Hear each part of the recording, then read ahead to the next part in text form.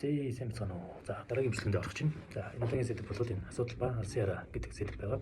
Тэгээ юуны төрөнд хамгийн эхлээд бид асуудал гэдэг нь яг юу юм бэ гэдгийг ойлгох хэрэгтэй. Тэгээ асуудал гэдэг бол таны алсын арааг хэрэгжүүлэхэд тулгарх ёстой цаг бэрхшээл гэж байна. За нэгсэндээ та ямар нэгэн алсын араа шинэ зорилго тодорхойсон бол түүнд хүрэхэд замд чинь тулгардаг цаг бэрхшээлийг асуудал гэж ойлгож болно гэсэн.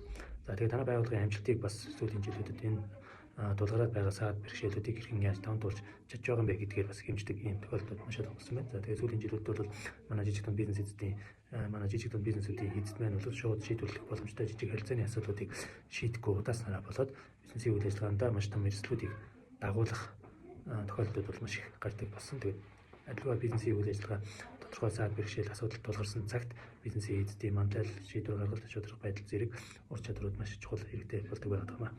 За тэгээд өнөөдрийн гол ярих зүйл бол энэ асуудлыг богино хугацаанд өргөн шуурхай шийдэх энгийн нэг аргачлалыг, уран алхамд аргачлалыг та бүхэнд хуваалцах байгаа. Тэгээд хамгийн эхнийх бол асуудлыг тодорхойлох гэж.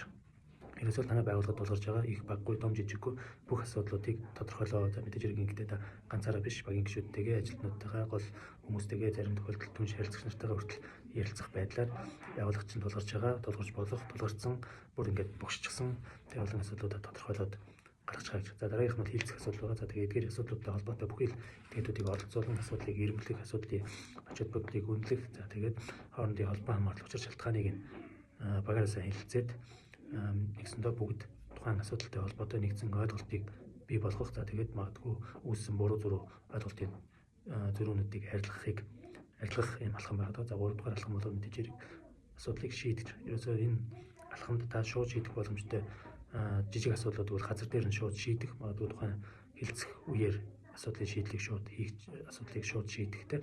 За шууд шийдэх боломжгүй бус асуудлуудыг бол үе шаттай шийдэхээр наривчлсан төлөвлөгөөнүүдийг гаргаад эцэст нь мэдээж эдгээр төлөвлөгөөнүүдийг хэрэгжүүлэхэд асуудлууд байхгүй болно. За мэдээж хэрэг бүхий байгууллагуудад их баг тодорхой хэмжээний асуудлууд бол нуугдж идэг. Тэгэхээр та хэр сайн асуудлаа илрүүлж чадна, түүний зөв шийдлийг олж чадна гэсэн.